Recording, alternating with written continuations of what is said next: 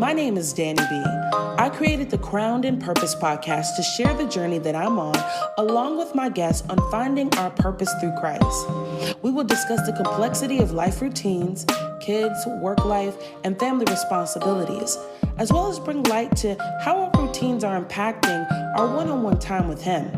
Our goal on this journey is to be intentional with our time with God, as well as create life balance to achieve our full potential, spiritually as well as personally. The foundation of this journey starts with Matthew 6:25. But seek first the kingdom of God and His righteousness, and all these things will be added to you. New episodes will premiere every Monday, so please listen, share, and rate as you take this journey with me. I am Dani V, and you are crowned in purpose.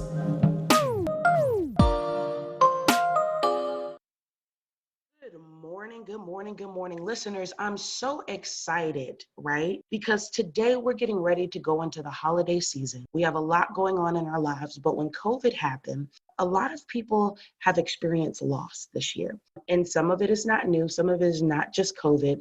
But how do you cope with loss?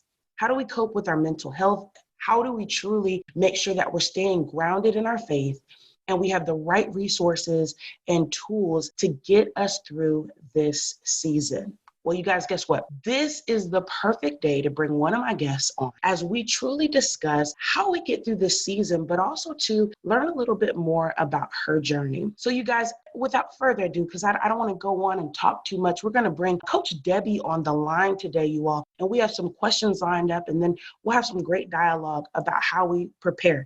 So Debbie, welcome to the show. How are you? Hi, good morning, and thank you for having me on your show. I'm so excited and elated to be here. It's always a joy for me to talk about mental health and wellness, especially when we are in this pandemic still. Yes. I thought we'd been on the other side of this, but we're here. So I am grateful that we can be here together and share in everything that our families have been experiencing, coworkers have been experiencing, friends have been experiencing, and bring some light to it. So thank you, Dani, for having me. Debbie motivates. Tell the listeners about that. Where did that start? What got you into that? What motivated? What inspired you? And how did you really truly live out your purpose into Debbie Motivates?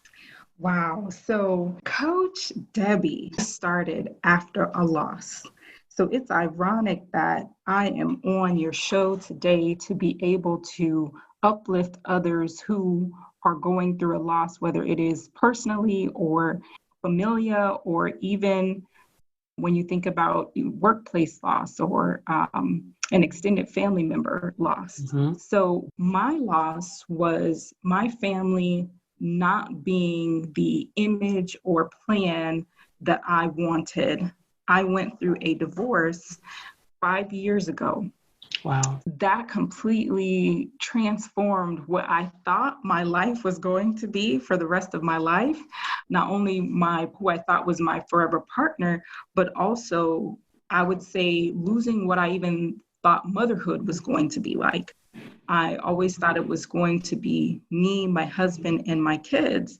And after the divorce, I learned quickly what it meant to be a mom who was single, to co-parent, and what it meant to heal from heartbreak. So in that loss, the lessons that I learned, I now teach to families, couples, and I am such a stronger family therapist because I have been there and I can understand where families may be feeling broken, where couples may be having conflict, and able to really walk them through that journey to find peace again. For me, I always say my number one priority is to keep families together. If they decide that that is not an option, then how can they have a collaborative divorce so they are not ripping their family apart anymore throughout the process? So in my process in healing, it was just all ordained and guided by God. He is so, so faithful. Throughout the whole process, he knew my heart. He knew divorce was not an option for me or my choice. And through divorce, I know it is a very, very expensive journey on both sides. And praise God, I paid zero. The courts were so supportive. Every fee that needed to be paid, every meeting, whether it was a mediation or actually going to see the judge, every cost was waived for me. God covered me. Everything was waived. Everything was covered.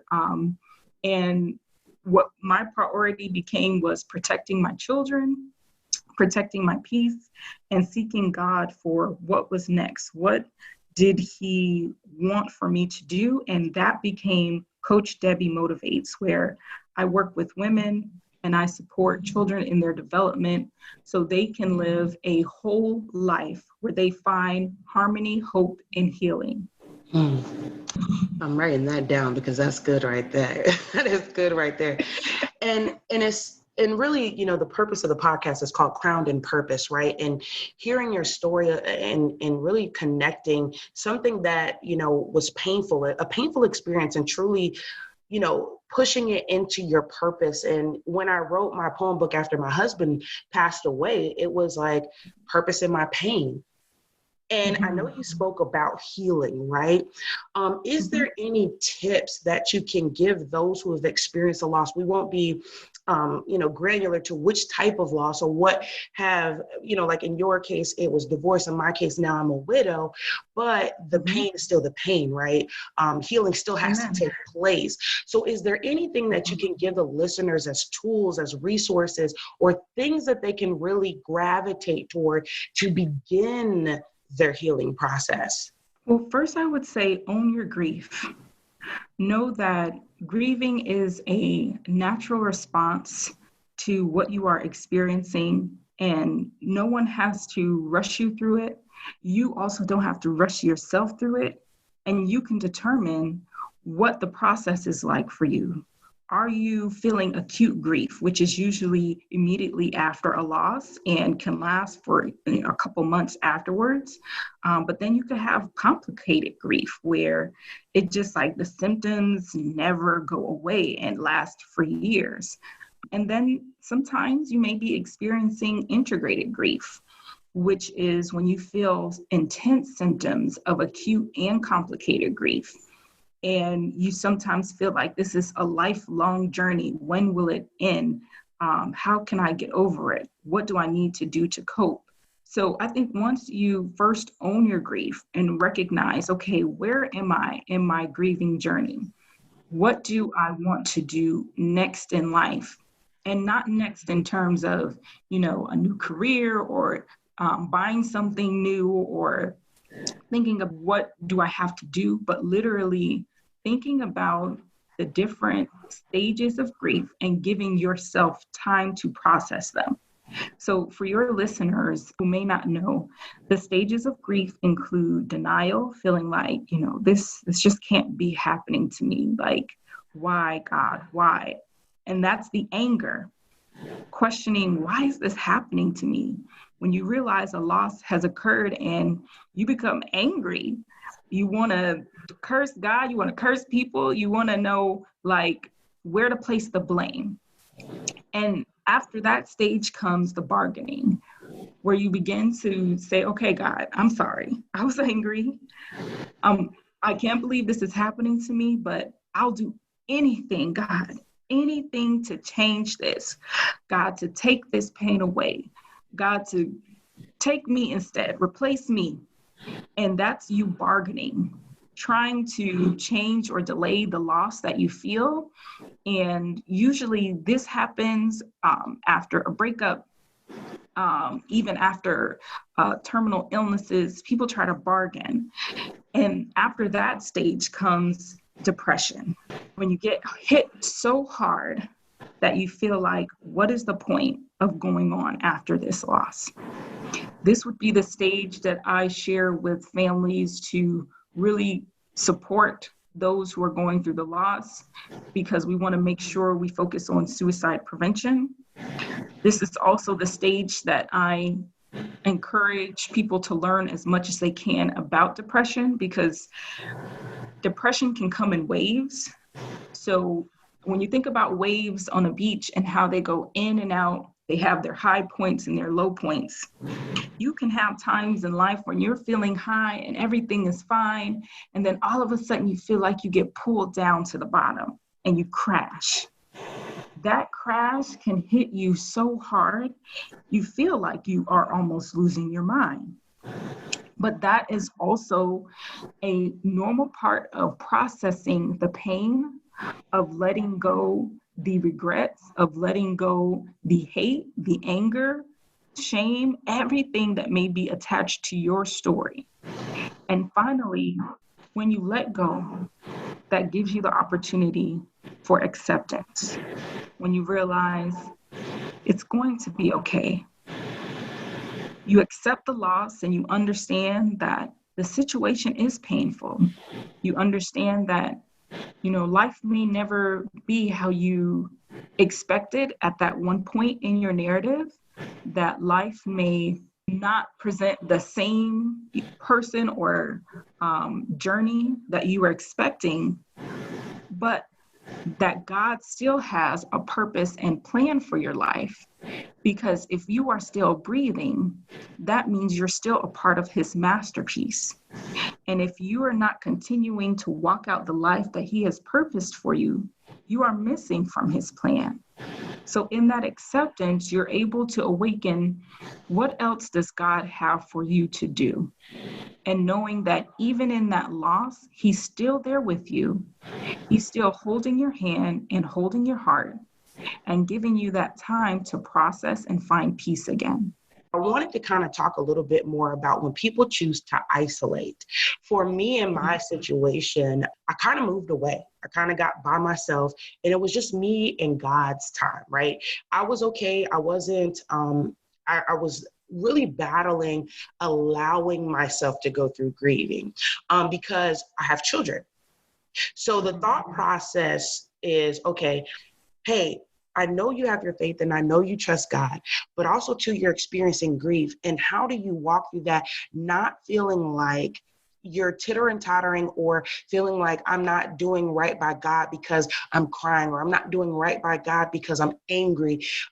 Give me a little bit more insight on that, or if you've had those conversations with some of your patients in the past, and what have you given them as a tool to be able to move forward? So thank you for your vulnerability and sharing so much of your journey and your life experience through the loss of your husband, and also being transparent to say, your grief also looked different in that you were angry and upset, but you didn't necessarily curse God as some people may do when it gets to that point, but you took time in solace and you took time apart.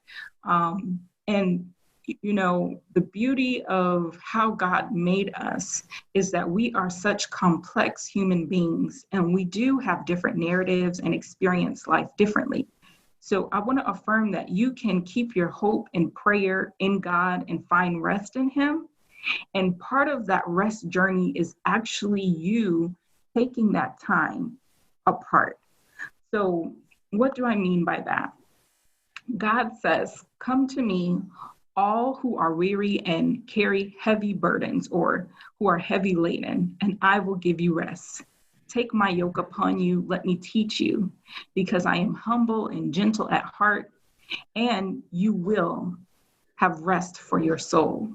So what God is saying is, as much as he wants you to seek him and come to him and pray to him for everything in your life, that includes, most importantly, those moments where you feel broken, where you're going through a loss, where you feel like no one else understands you.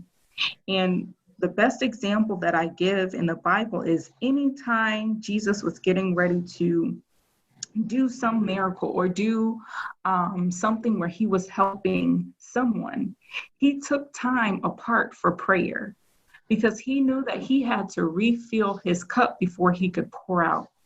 When we lose something in our life, whether it is someone we love or something that is meaningful to us, we are depleted. We have to take that time apart to rejuvenate. We have to take that time apart to reset. What does life mean for me now? What do I believe for my identity? What do I believe for my interactions with others now and new relationships? All of that is explained through that time period of rest. And it's okay to tell family members, I just need some time. I can't right now. I love you, but I need to work on myself. And especially if you're a parent, you're not only trying to heal for yourself, but also for your children, because they're looking up to your example of what does it mean to grieve. They're looking up to you as your example of how do I overcome a trial.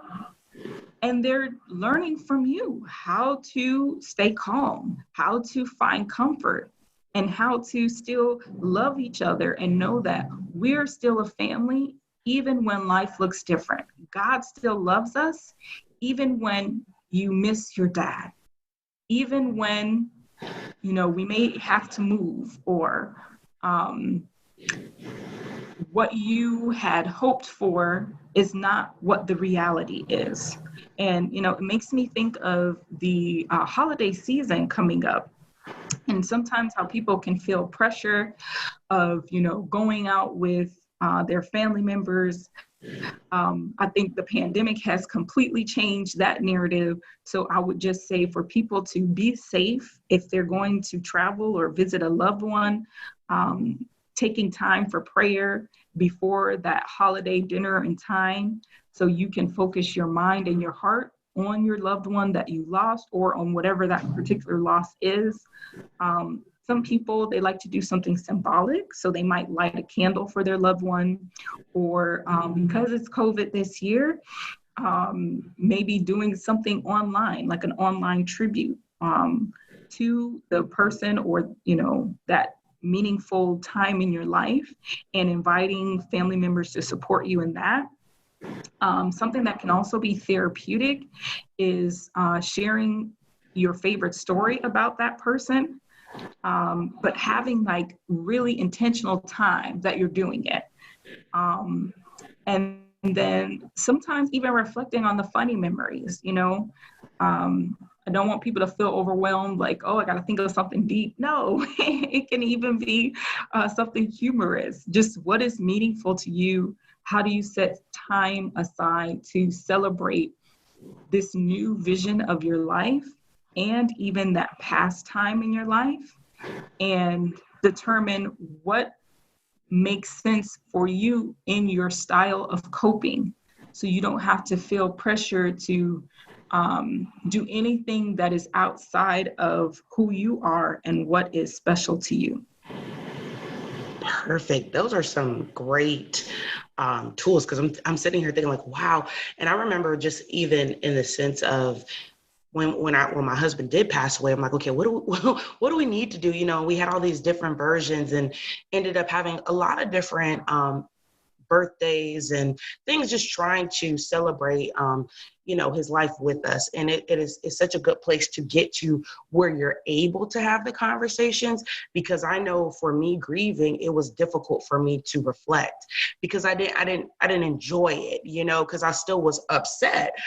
So now when I got to that place of really truly accepting what was happening, and really moving forward, we were able to celebrate and do things for him. So I appreciate that. Now, one thing you said, Coach Debbie, that I want to touch on is how to grieve with children. You have children yourself, and so do I.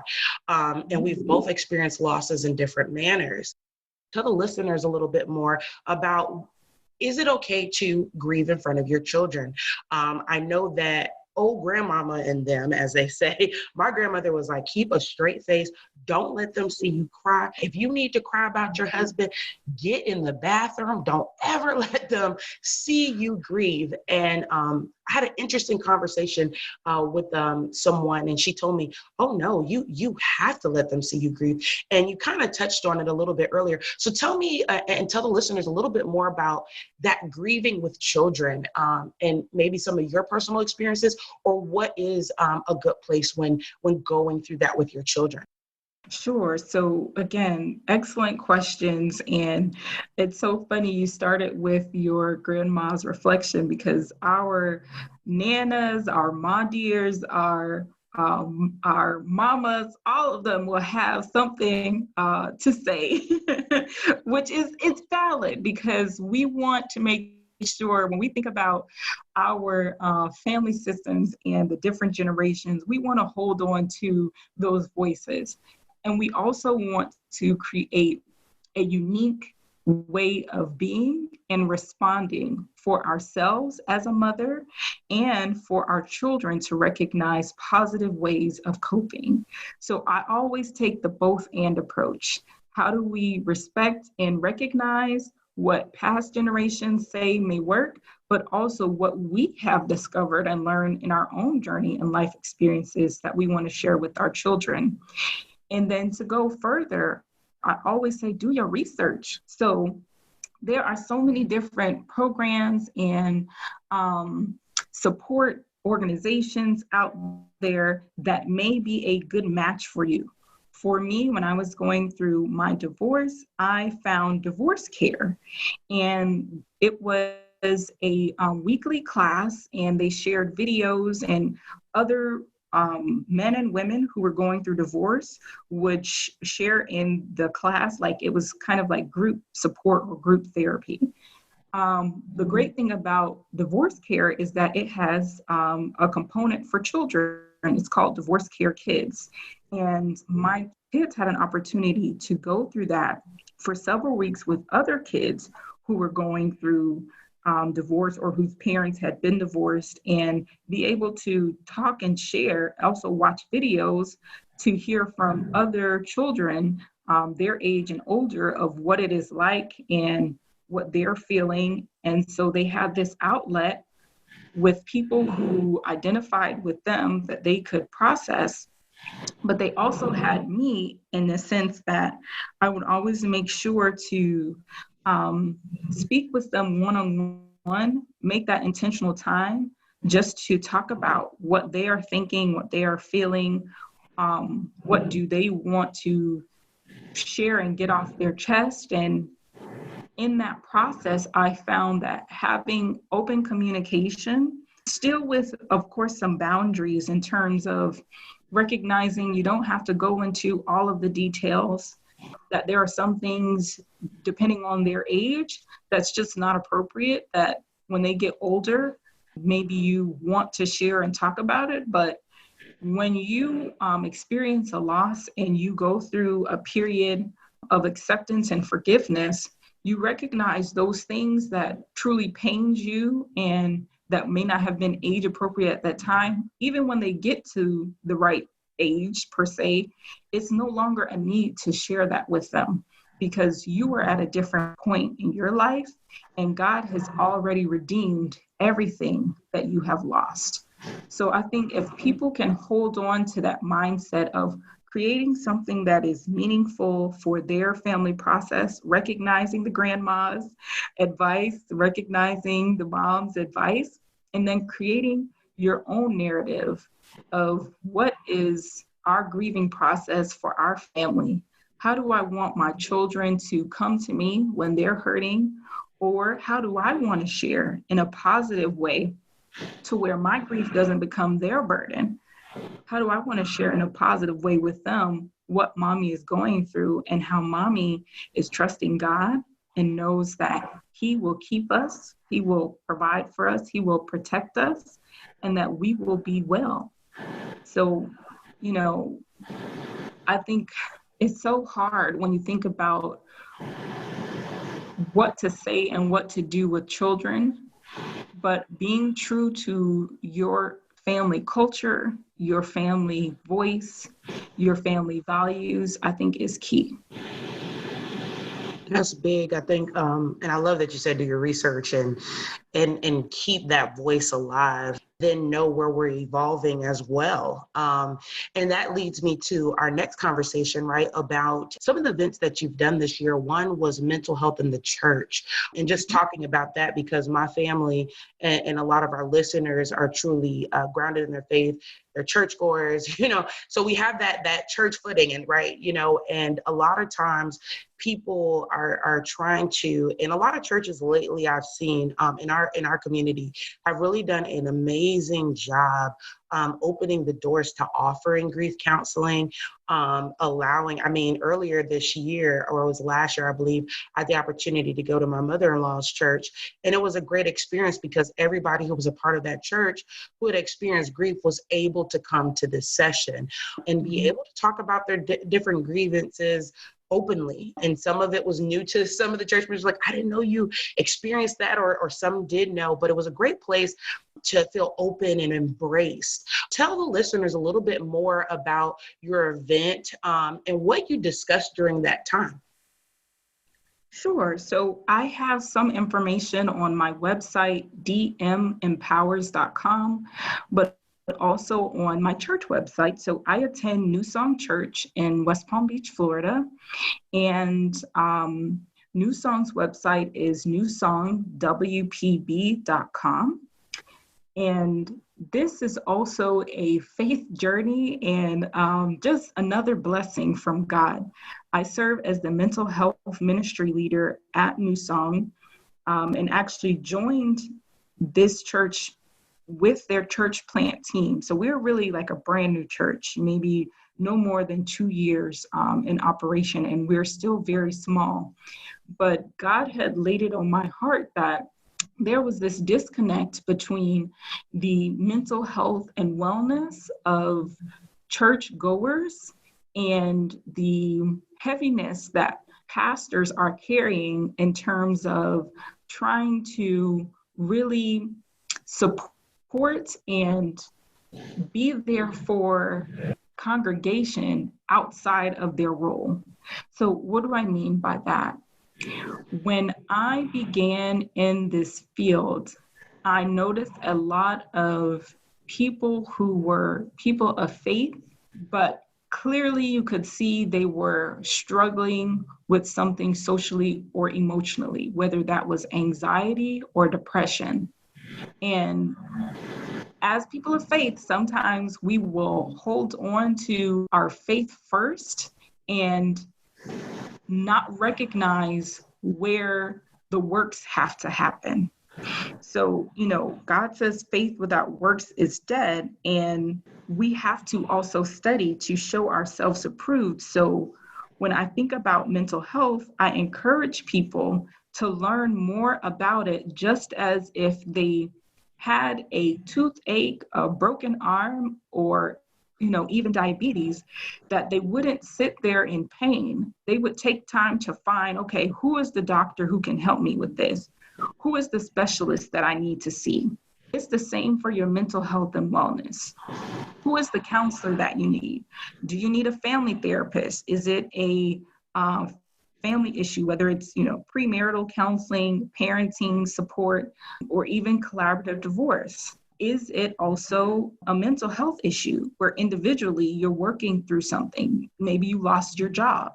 Maybe you lost a loved one. Or could it be a chemical imbalance where you need medicine to help support you getting back in balance?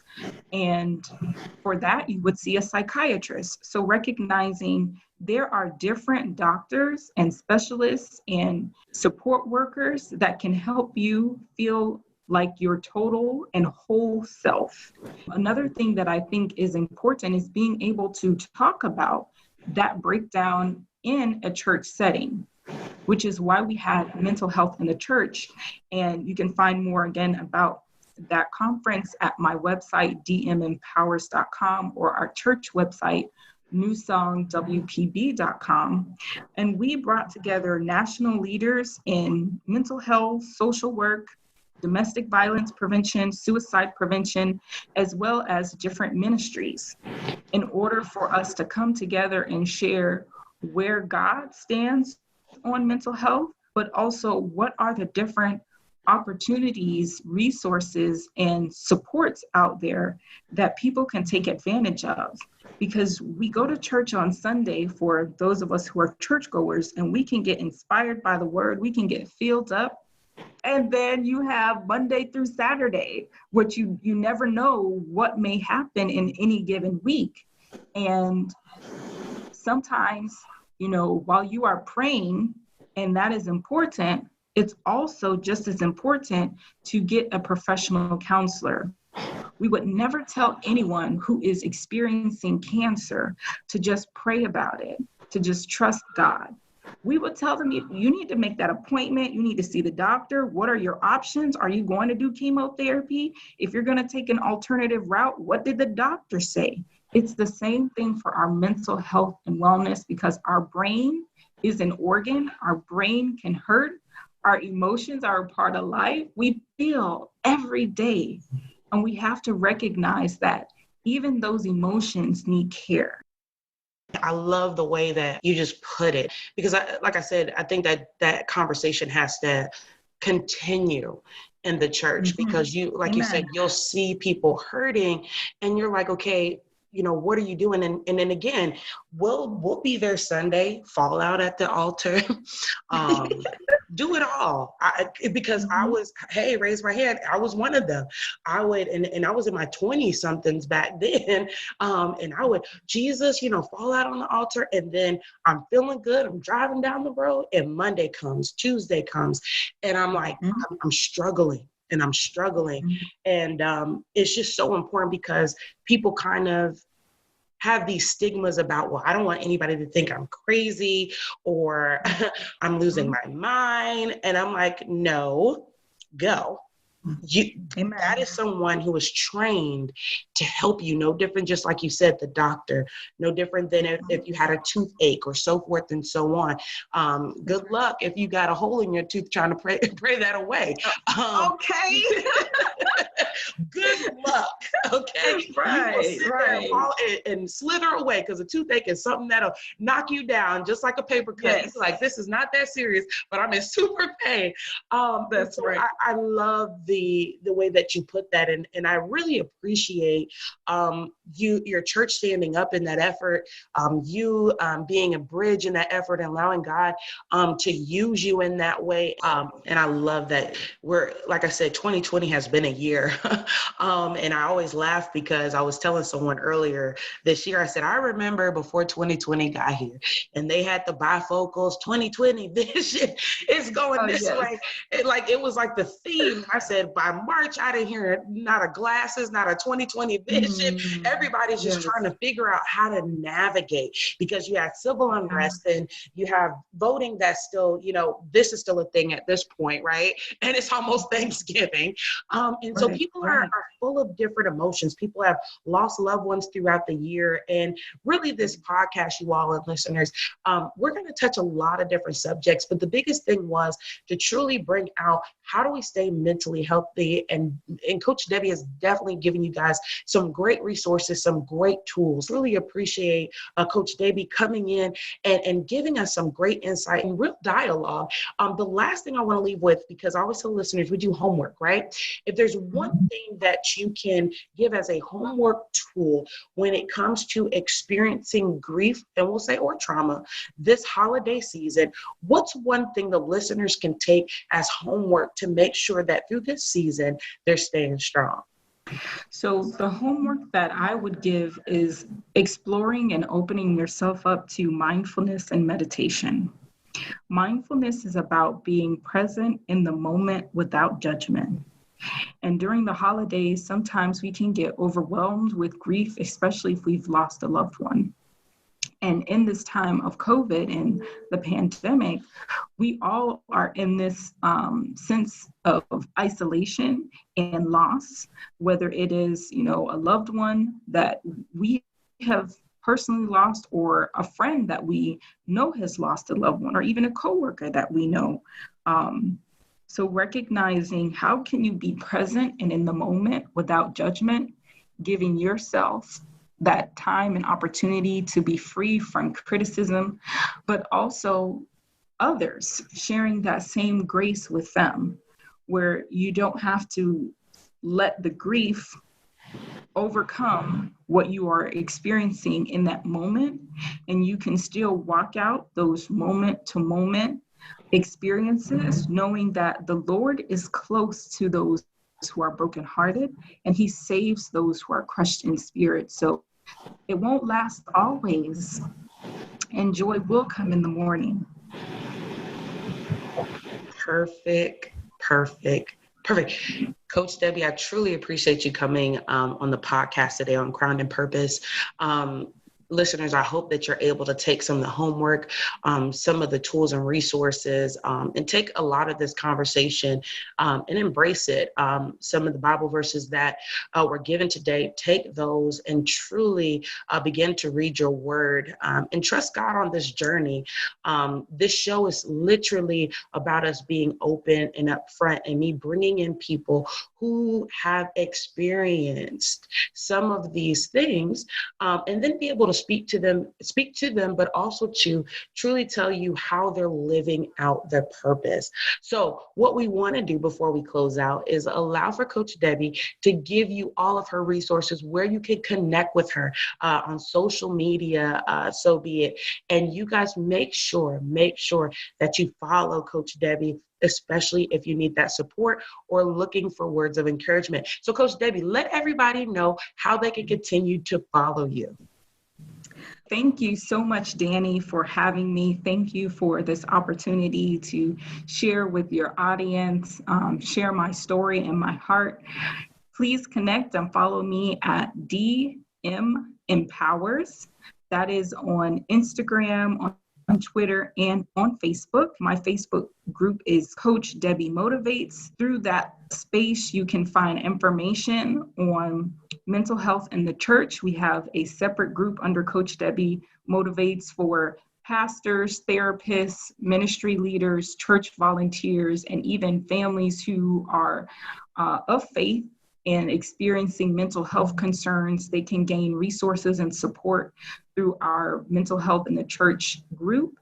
And we focus on faith over fear. Also on my website, dmempowers.com, you can find more information on mindfulness and meditation, different activities that you can try, whether it is a body scan, whether it is learning how to breathe and incorporate even affirming Bible verses as your meditation.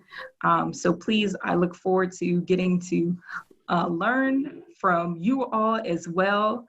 I think it's always a dual process, in that you may have people you look up to that share some advice, but even when you hear those stories of what people have gone through, they inspire me so much as well. So please share your story with me.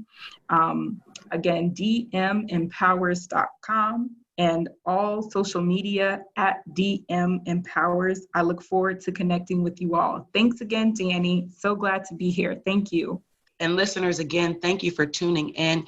We will connect as always. And again, you guys make sure you follow Coach Debbie, and you guys have a blessed holiday season.